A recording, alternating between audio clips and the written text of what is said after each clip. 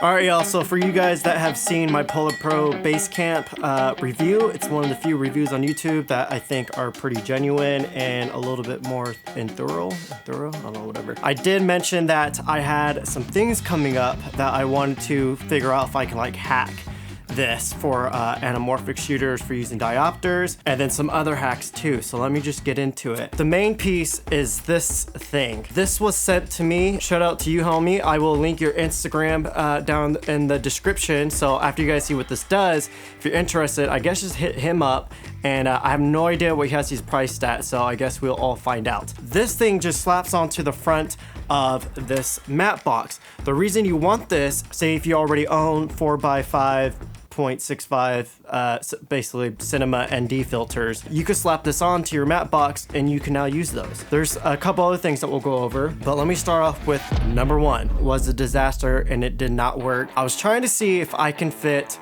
Screwon Diopters onto this, because it's the most affordable way. It would have been awesome if I could just slap this on there. It does work, but it vignettes, and it vignettes too much and it's unusable. I have a CinMod cinema filter adapter, so this black piece just slides into there. In that, I have a 86 to 95 millimeter step down ring, and then I was putting on 86 millimeter diopters, hoping it was gonna work. It doesn't work, at least on this Vazen 28 millimeter. If you're using any other like deeper focal lengths, it will probably be able to work. So if you're someone that shoots like 40 millimeters and up, you might be able to get away with it. I haven't tested that. Number two, so Nissi makes this explosion filter. This is basically explosion proof. I don't know how explosion proof, but this is gonna come in clutch when I'm shooting any like my motorcycle stuff or anything like that. Rocks and dirt coming at you. When I get in the zone, like badass stuff's going on, I'm just all yee about it and I just jump in there. I don't think. For those kind of shoots, I'm going to run this filter. It's just a clear filter. Pretty much all of Nissi's glass is super high quality. Like, you could barely tell I'm even holding up a piece of glass. But you could see, so this thing just slides into there. I'm getting fingerprints all over this.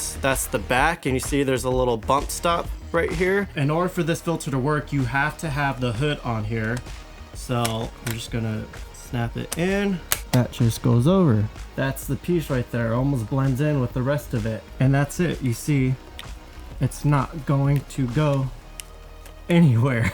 Now, let's go to number three. Almost did 4 fingers or something there. These little anamorphic filters from Vid Atlantic. Shout out to you, Eddie. This is mainly for telephoto lenses. So you can see I have the RF 7200 on here. I tried it on wider angle lenses and it vignettes really bad, so don't even try it on there. There's like a hair bit of vignetting when you're using the stronger one, but for the other ones, they work just fine. I'll pop in footage using this one. Again, this is the stronger strength. See, we have a wider one. We have kind of like a medium one, and then the stronger one. They don't hold in there super tight. You see there's some wiggle in there, but once you put it in the matte box, you won't have to worry about that as much. I'm just going to slap her on there.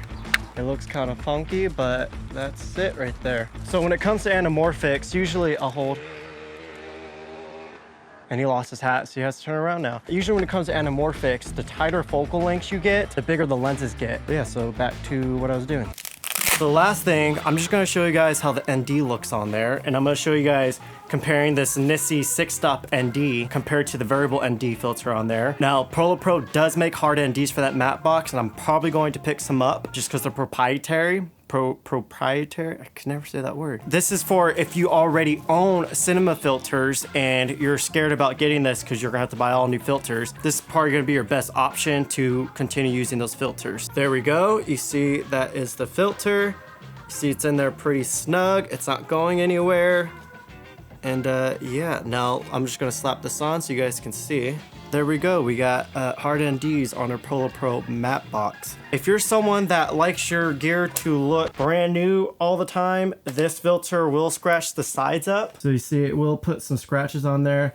I honestly do not care. I bought this gear to film, so it's whatever to me. I guess the main hack is just that adapter. I will put his Instagram down in the description of this video, so if you guys want one, bombard his DMs and I'm sure he'll give you a price. Again, I didn't get a price from him. Yeah guys, that's pretty much it.